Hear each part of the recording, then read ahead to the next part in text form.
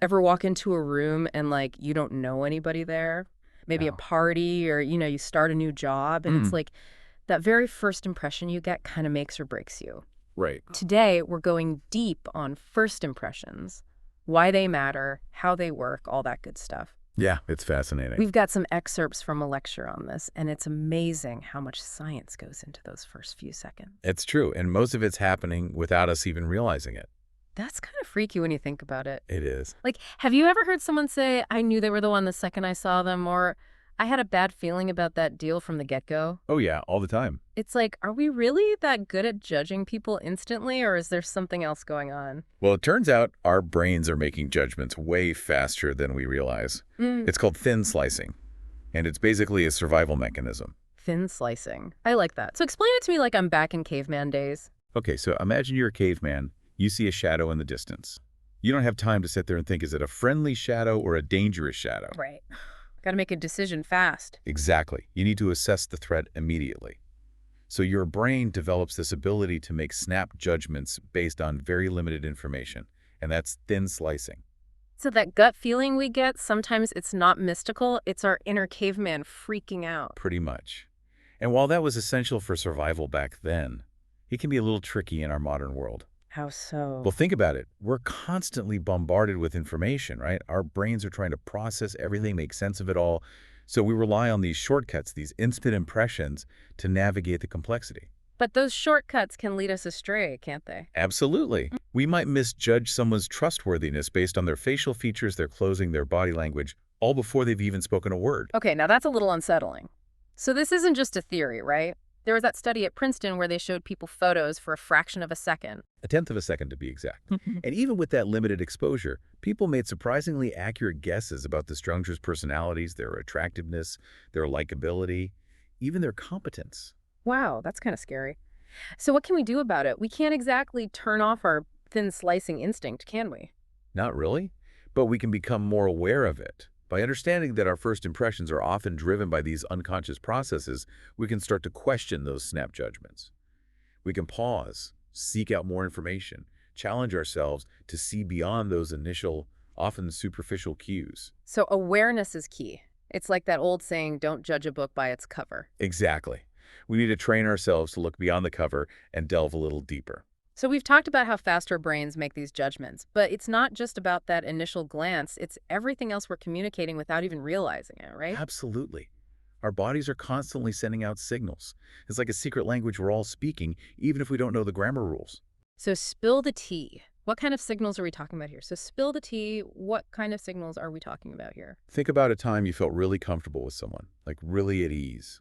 What was their body language like? Hmm. Okay. I'm picturing someone with a warm smile. Maybe they're leaning in a little, making eye contact. Exactly. And it's not just a feeling. Studies show that smiling actually triggers the release of oxytocin in our brains. Wait, oxytocin, isn't that like the cuddle hormone? That's the one. It's all about trust, bonding social connection.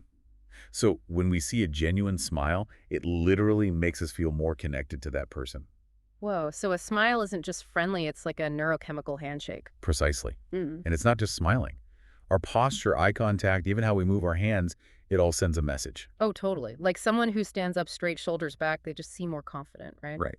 While someone who's slouching, avoiding eye contact might seem insecure, even if they're not. It's like our bodies are betraying our thoughts. In a way, they are. But the good news is we can learn to be more aware of this and use it to our advantage. Okay, this reminds me of that study with the teachers, where they could predict how students would rate them just by watching a few seconds of silent video. You're talking about Nalini Ambadi's research.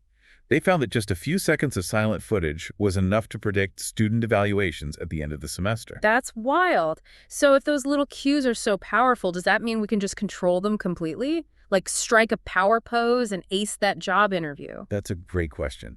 And it gets at how complex this all is.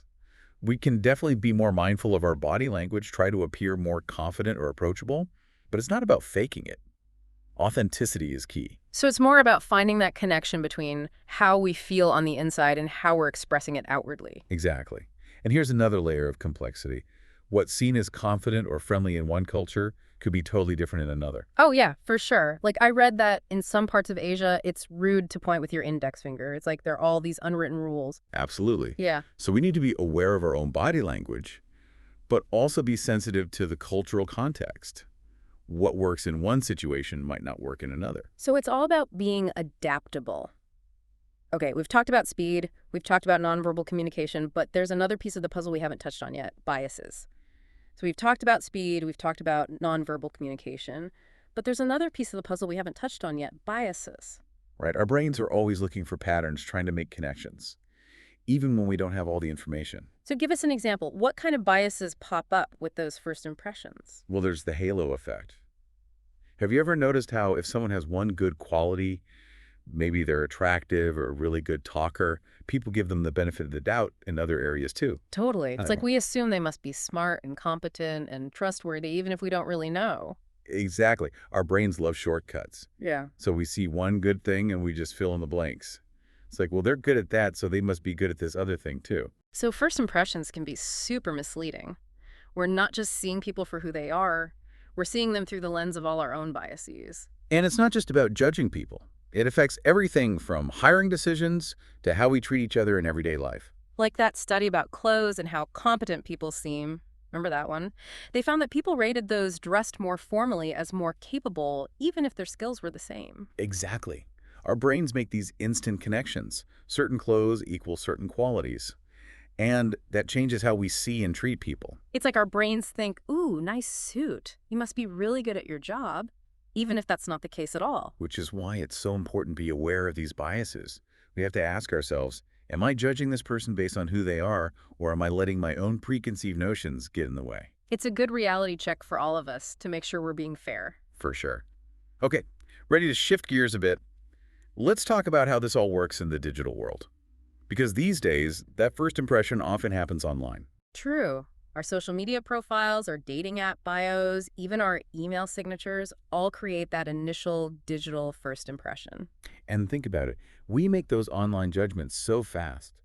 We swipe left or right on a dating profile in seconds, based on a couple of pictures and a few lines of text. It's like thin slicing on overdrive. We're making huge decisions with even less information than we would in person. And that can be a real problem because it just magnifies the potential for bias. We might rule someone out based on a photo that doesn't really represent them or bio that doesn't capture their whole personality. So we've got to be careful about what we put out there online and also be generous in how we interpret other people's online selves. Absolutely. Online or offline, those first impressions don't always tell the whole story. Okay, so we've talked about how fast these impressions are formed, how they're influenced by everything from our body language to our deepest biases. But what happens when we feel like we've made a bad first impression? Is there any coming back from that? Of course, first impressions are powerful, but they're not set in stone. Our brains are constantly updating information, changing our minds based on what we learn. So if we totally put our foot in our mouth during that first meeting, it's not the end of the world. Not at all. The key is to be aware of the impression we made and take steps to change that perception over time through what we do and how we interact. So being genuine and consistent is really important. Exactly. Show up as your true self consistently and let your actions speak louder than that initial encounter. This has been a fascinating deep dive. We've learned so much about how first impressions work, the speed, the biases, the nonverbal cues. It's incredible how much is happening in our brains in just those first few seconds. It really is. Yeah. While we can't control everything about how people see us, understanding the psychology of it all helps us navigate those first encounters with more awareness, more intention, and maybe a little more kindness for ourselves and others. I love that. As we wrap up today, think about this. If those judgments happen so quickly and often without us even knowing, what does that tell us about just how powerful our subconscious minds are and how important it is to question our assumptions? It's something to ponder as you head out into the world today, creating those all-important first impressions.